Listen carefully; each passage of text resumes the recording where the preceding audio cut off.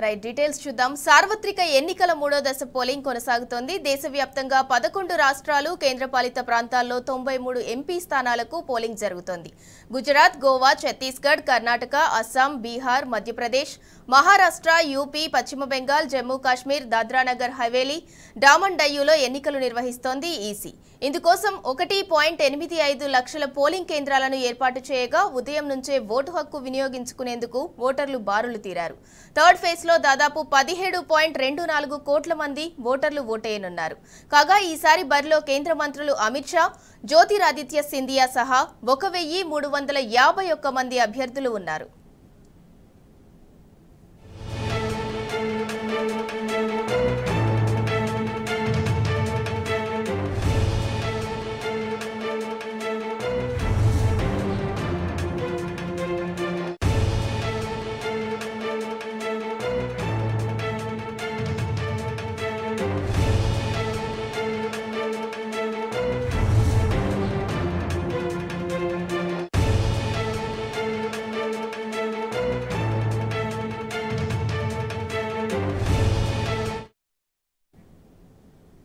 దేశవ్యాప్తంగా మూడో విడత పోలింగ్ ప్రశాంతంగా కొనసాగుతోంది. గుజరాత్లో చివరి విడత పోలింగ్ జరుగుతుండగా అహ్మదాబాద్లో ఓటు హక్కు వినియోగించుకున్నారు ప్రధాని మోదీ. నిషాన్ పబ్లిక్ స్కూల్లో ఓటేసిన ఆయన పోలింగ్ కేంద్రం బయట చేతివేలికి ఉన్న సిరా చుక్కను చూపించారు. ఇటు అమిత్ షా కూడా ఓటు హక్కు వినియోగించుకున్నారు. ఇక రికార్డు స్థాయిలో ఓటు వేయాలని ఓటర్లకు ఎక్స్ వేదికగా విజ్ఞప్తి చేశారు మోదీ.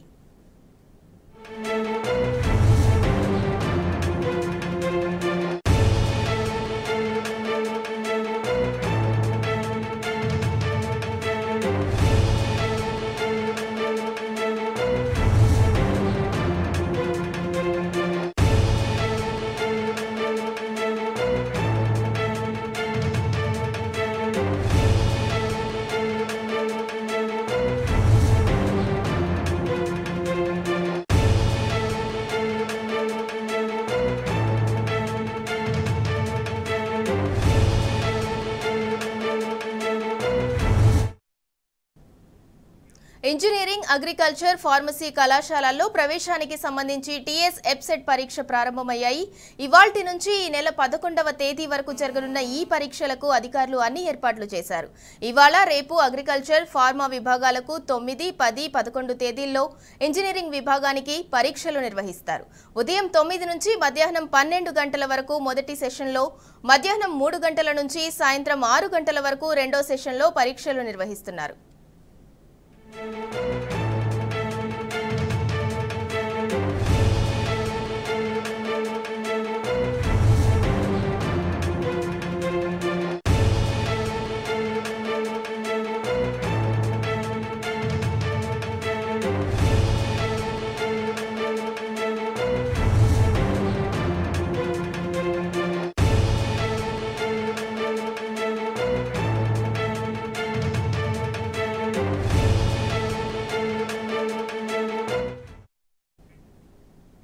ఇంజనీరింగ్, అగ్రికల్చర్, ఫార్మసీ కళాశాలల్లో ప్రవేశానికి సంబంధించి టీఎస్ ఎబ్సెట్ పరీక్షలు ప్రారంభమయ్యాయి. ఇక దీనికి సంబంధించి మరింత సమాచారం మా ప్రతినిధి రాజశేఖర్ అందిస్తారు. రాజశేఖర్, చెప్పండి.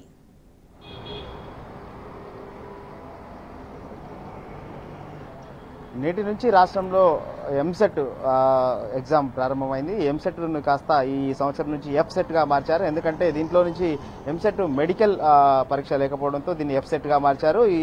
ఇవాళ నుంచి వరుసగా 5 రోజుల పాటు ఈ పరీక్షలు జరగనున్నాయి. మొదటి 2 రోజులు అంటే ఇవాళ, రేపు అగ్రికల్చర్ అండ్ ఫార్మసీ సంబంధించిన పరీక్ష నిర్వహించనున్నారు. దీనికోసం రాష్ట్ర వ్యాప్తంగా 134 పరీక్ష కేంద్రాల్లో ఇప్పటికే పరీక్ష ప్రారంభమైంది. ప్రతిరోజు 2 సెషన్లో ఈ పరీక్ష నిర్వహిస్తున్నారు.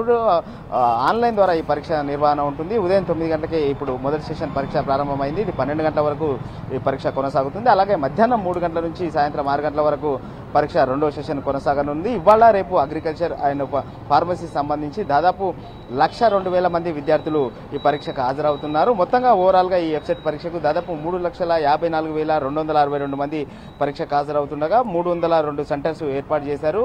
హైదరాబాద్ తో పాటు ఉమ్మడి జిల్లా హెడ్ క్వార్టర్స్ లో కూడా ఈ పరీక్ష ఏర్పాటు చేశారు. టీసీఎస్ ఆధ్వర్యంలో ఈ పరీక్ష జరుగుతుంది. పకడ్బందీగా ఏర్పాట్లు చేసినట్టు ఉన్నత విద్యామండలి చైర్మన్ చెప్పడం జరిగింది. ముఖ్యంగా ఈ పరీక్ష నిర్వహణకు సంబంధించి ఇంజనీరింగ్ పరీక్ష నిర్వహణకు సంబంధించి ఈసారి ప్రత్యేకంగా చర్యలు తీసుకుంటున్నామని చెప్తా ఉన్నారు. గత అనుభవాల దృష్ట్యా ఫేషియల్ రికగ్నైజేషన్తో పాటు థంబ్ ఇంప్రెషన్తో పాటు ప్రత్యేకంగా కూడా చర్యలు తీసుకుంటున్నట్టు చెప్పడం జరిగింది. సీసీ కెమెరాలు సెంటర్స్లో ఏర్పాటు చేయడం జరిగింది.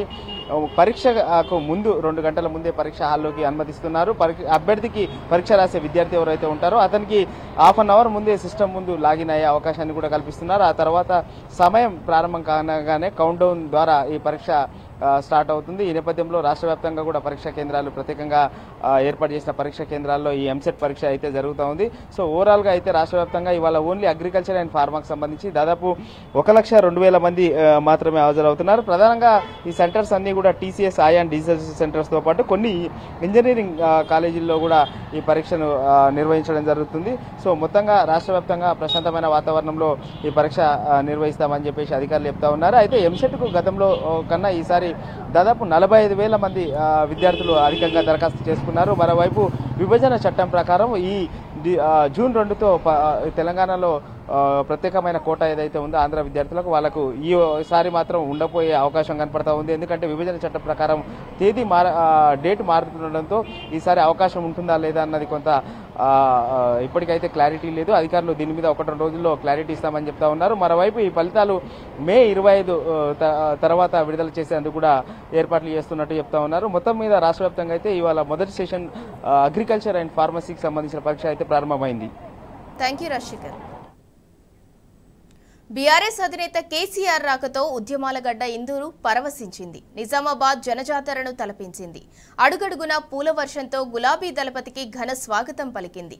హోరెత్తిన జన నినాదాలతో గులాబీ గుబాలింపు మధ్య కేసీఆర్ బస్సు యాత్ర ఆద్యంతం సందడిగా సాగింది.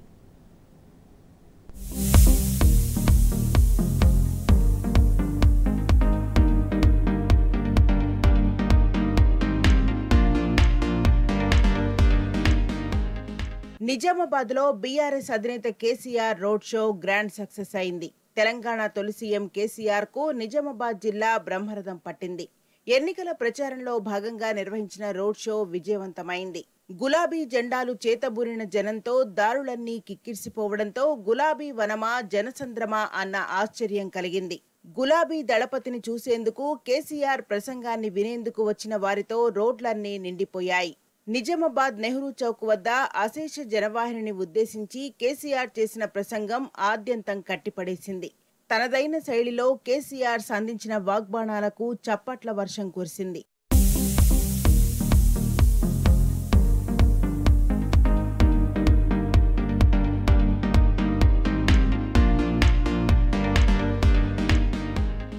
కాంగ్రెస్ బీజేపీ చేస్తున్న ద్వంద్వ రాజకీయాలను కేసీఆర్ తన ప్రసంగంలో ఎండగట్టారు. కాంగ్రెస్ హామీల అమలులో జాప్యాన్ని మోసాన్ని కళ్లకు కట్టినట్లుగా ప్రజలకు వివరించారు. 5 నెలల రేవంత్ రెడ్డి పాలనలో దగా పడుతున్న రైతులు, ఇతర వర్గాల ప్రజల సాధక బాధకాలను గులాబీ అధినేత విడమర్చి చెప్పారు. కేసీఆర్ ప్రసంగాన్ని ప్రజలంతా ఆసక్తిగా విన్నారు. సందర్భోచితంగా కేసీఆర్ కు జైకొడుతూ ఉత్సాహాన్ని ప్రదర్శించారు. నిజామాబాద్ లోక్సభ అభ్యర్థి బాజిరెడ్డి గోవర్ధన్ ను భారీ మెజార్టీతో గెలిపించాలన్న కేసీఆర్ పిలుపునకు జనం చేతులెత్తి మద్దతు ప్రకటించారు.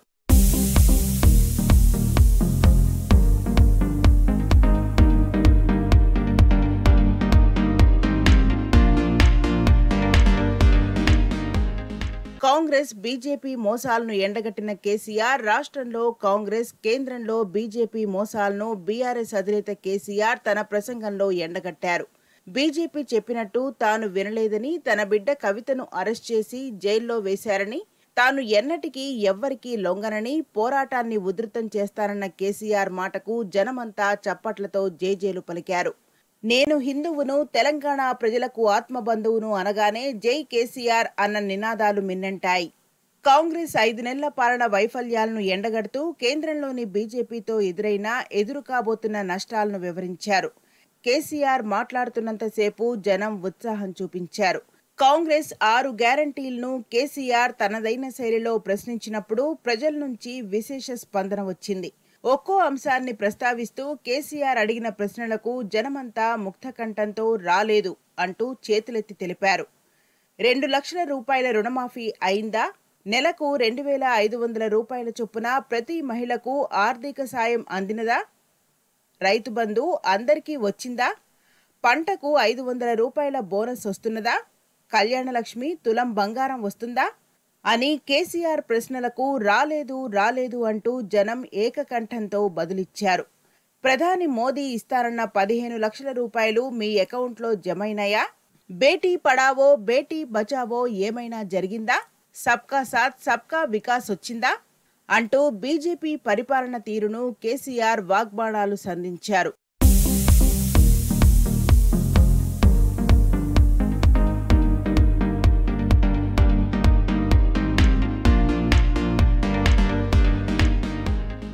ఎర్రటి ఎండల్లో గులాబీ పరిమళం తెలంగాణ అంతటా కేసీఆర్ ప్రభంజనం అన్నట్టుగా సాగుతున్నది రాష్ట్రంలో కేసీఆర్ బస్సు యాత్ర. పార్లమెంట్ ఎన్నికల నేపథ్యంలో గత నెల 24న చేపట్టిన బస్సు యాత్ర ప్రభావం రాష్ట్రమంతా కనిపిస్తున్నది. ఈ బస్సు యాత్ర ఇంకా 4 రోజులే కొనసాగనున్నది. అసెంబ్లీ ఎన్నికల అనంతరం బీఆర్ఎస్ పార్టీ పనైపోయిందని, ఇక తమకు ఎదురులేదని కాంగ్రెస్ భ్రమపడింది. దేశమంతా తమ ఛత్రం తీసుకున్నాం, ఇన్నాళ్లు బీఆర్ఎస్ గొడుగు కింద ఉన్న తెలంగాణను అతి సులువుగా తమ ఆధీనంలోకి తీసుకోవచ్చని బీజేపీ తలచింది. కానీ రాష్ట్రంలో కేసీఆర్ రోడ్ షోలకు హాజరవుతున్న ప్రభంజనంతో ఆ రెండు పార్టీలు బెంబేలెత్తిపోతున్నాయి. తెలంగాణ ప్రజల నుంచి కేసీఆర్ను వేరు చేయలేమని రెండు పార్టీలు అర్థం చేసుకున్నాయి. కానీ రాష్ట్రంలో కేసీఆర్ రోడ్ షోలకు హాజరవుతున్న ప్రభంజనంతో ఆ రెండు పార్టీలు బెంబేలెత్తిపోతున్నాయి. తెలంగాణ ప్రజల నుంచి కేసీఆర్ను వేరు చేయలేమని రెండు పార్టీలు అర్థం చేసుకున్నాయి. అందుకు కేసీఆర్ రోడ్ షోలకు పోటెత్తుతున్న జనసునామీయే నిదర్శనమని రాజకీయ పరిశీలకులు చెప్పుకున్నారు. కాంగ్రెస్, బీజేపీ జాతీయ నేతలు, ఆ పార్టీలకు ప్రాతినిధ్యం వహిస్తున్న రాష్ట్ర నాయకులు చెప్పే మాటల కన్నా కేసీఆర్ చెప్పే విషయాలకే జనామోదం ఎక్కువగా ఉంటుంది. ఇప్పుడే కాదు, గతంలో అనేక పరిణామాలు ఇదే విషయాన్ని స్పష్టం చేశాయని, పార్లమెంట్ ఎన్నికల్లో మరోసారి అటువంటి వాతావరణాన్ని సృష్టించబోతున్నాయని తెలంగాణ మేధావులు తేల్చి చెబుతున్నారు.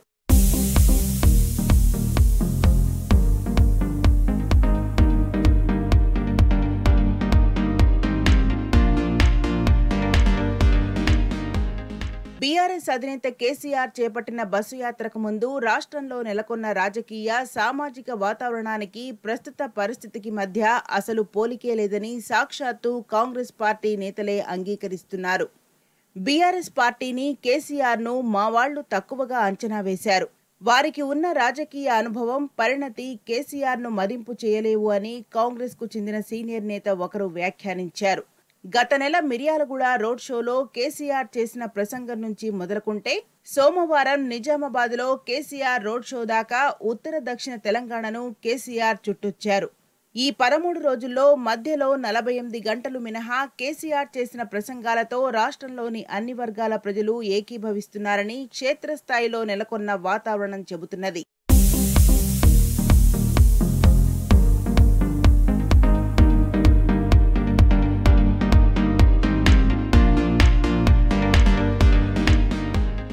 మరోవైపు కాంగ్రెస్, బీజేపీ పార్టీల అగ్రనేతలు కేసీఆర్ ప్రభావాన్ని తగ్గించాలని కాంగ్రెస్ అగ్రనేతలు రాహుల్ గాంధీ, ప్రియాంక గాంధీ, మల్లికార్జున్ ఖర్గే, ప్రధాని మోదీ, కేంద్ర మంత్రి అమిత్ షా, జేపీ నడ్డా సహా అనేక మందిని తెలంగాణకు రప్పించి ప్రయోజనం పొందాలని చేస్తున్న ప్రయత్నాలు అంతగా ఫలించేలా కనిపించడం లేదని క్షేత్రస్థాయి వాతావరణం చెబుతున్నది.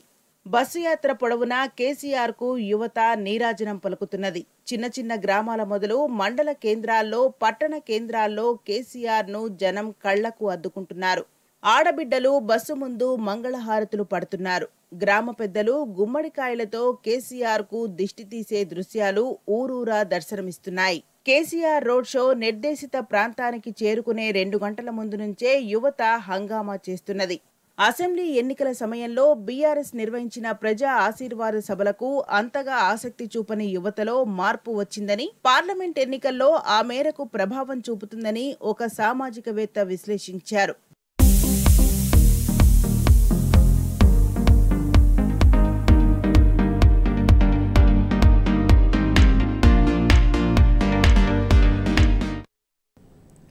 ప్రాణాలకు తెగించి సాధించుకున్న తెలంగాణలో అన్ని వర్గాల ప్రజల అభ్యున్నతికి పాటుపడ్డామన్నారు బీఆర్ఎస్ అధినేత కేసీఆర్. దేశంలో ఎక్కడా లేని విధంగా బీడీ కార్మికులు, టేకేదార్లకు ఆసరా పెన్షన్ ఇచ్చి ఆదుకున్నామని చెప్పారు.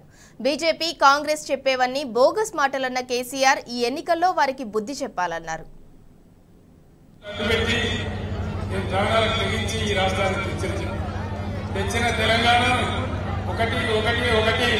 ఒక పొదరిలాగా బ్రహ్మాండంగా మంచిగా చేసిన అన్ని వర్గాల నాయకులు నిజామాబాద్ లో బీడీ కార్మికులు ఎక్కువ ఉంటారు. 60 ఏళ్ల కాంగ్రెస్ పరిపాలనలో, తెలుగుదేశం పాలనలో ఎవడన్నా ఏకాన్ని ఇచ్చిండా బీడీ కార్మికులకు?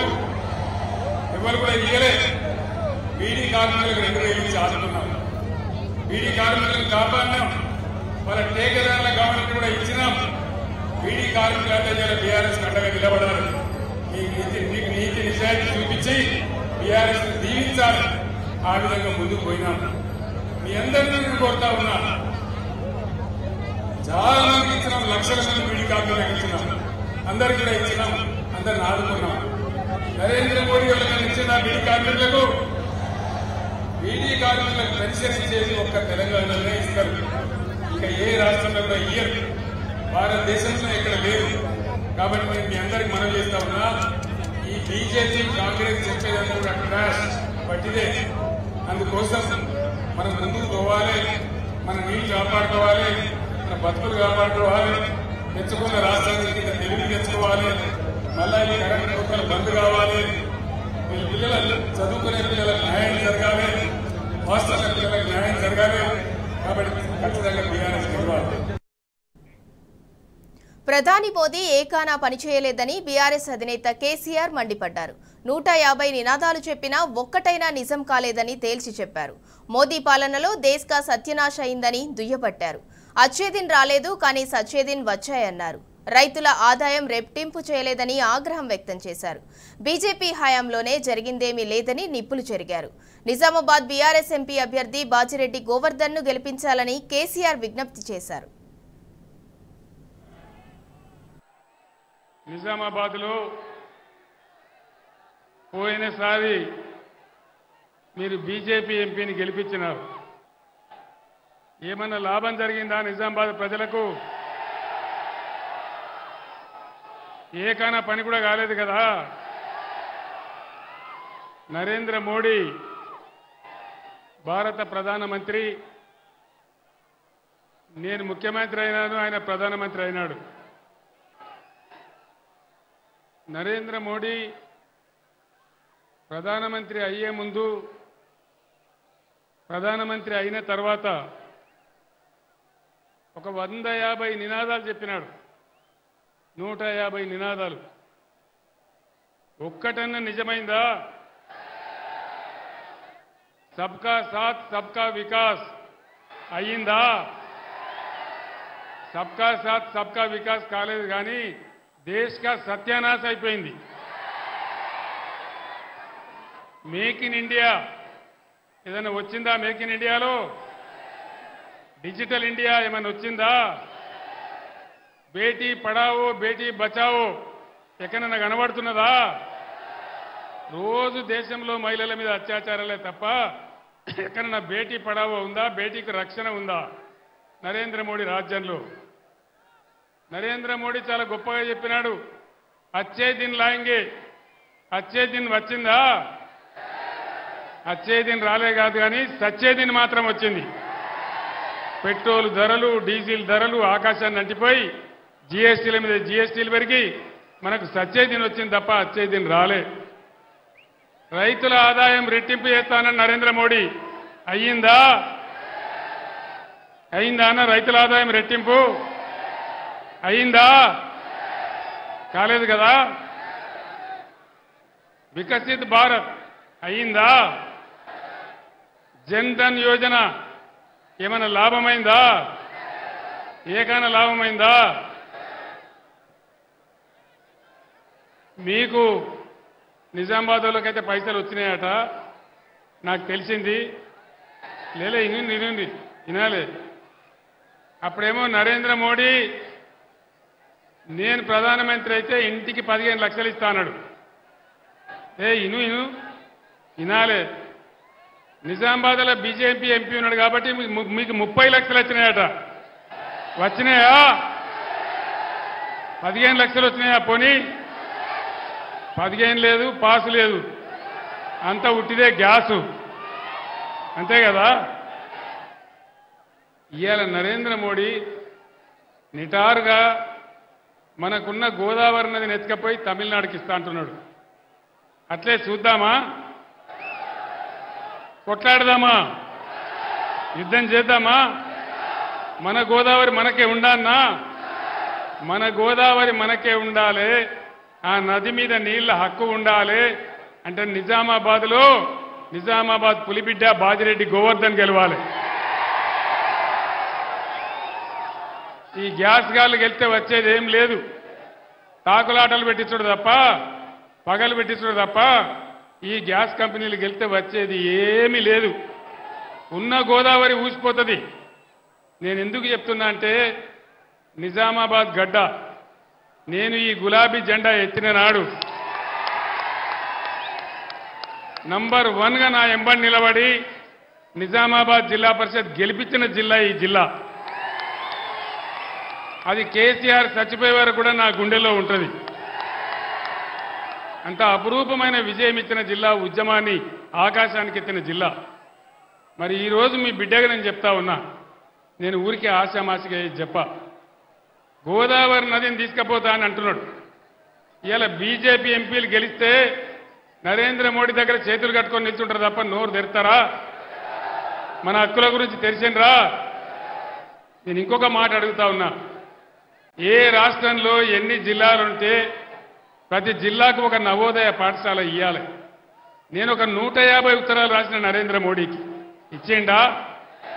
ఒక్కటి కూడా ఇయ్యలే. మరి ఒక్క నవోదయ పాఠశాల తెలంగాణ ఇయ్యనటువంటి నరేంద్ర మోడీకి ఇలా బీజేపీకి తెలంగాణ ఎందుకు ఓటేయాలి? దయచేసి యువకులందరూ ఆలోచన చేయాలి. 157 మెడికల్ కాలేజీలు పెట్టిండు నరేంద్ర మోడీ. తెలంగాణకు ఒకటి కూడా ఇయ్యలే. మేమందరం పోయి అడిగినాం, 100 ఉత్తరాలు రాసినాం. కానీ ఒక్కటంటే ఒక మెడికల్ కాలేజీ ఇయ్యలే. ఒక్క మెడికల్ కాలేజీ ఇయ్యనటువంటి నరేంద్ర మోడీకి మనం ఎందుకు ఓటేయాలి? దయచేసి ఆలోచన చేయాలి. ఈ బీజేపీ వాళ్ళు గెలిచి మనకు చేసేదేంది, సాధించేదేంది, మనకు వచ్చేదేంది, ఇంతకుముందు వాళ్ళు చేసిందేంది, జరిగిందేంది ఒకసారి ఆలోచించాలని చెప్పి నేను మీకు మనవి చేస్తా ఉన్నా. కాంగ్రెస్ చెప్పే అబద్దాలను నమ్మొద్దని బీఆర్ఎస్ అధినేత కేసీఆర్ స్పష్టం చేశారు. తెలంగాణ కోసం కొట్లాడే పార్టీ బీఆర్ఎస్ఏనని తేల్చి చెప్పారు. బీజేపీని ఓడించే అవకాశం చేజార్చుకోవద్దని విజ్ఞప్తి చేశారు. నిజామాబాద్ ఎంపీ స్థానంలో కాంగ్రెస్ బీజేపీల కంటే బీఆర్ఎస్ఏ ముందు ఉందని తెలిపారు. మోదీని సీఎం రేవంత్ రెడ్డి బడేబాయ్ అంటున్నాడని మండిపడ్డారు. ఓటును వృధా చేయకుండా ఈసారి బీఆర్ఎస్ ఎంపీ అభ్యర్థి బాజిరెడ్డి గోవర్ధన్ను గెలిపించాలని కేసీఆర్ కోరారు. जिला निजामाबाद के मुसलमान भाइयों को, बहनों को मैं सलाम करता हूं. आप लोगों से अदबन गुजारिश करता हूं, एक बार सारे चीज का जांच कीजिए.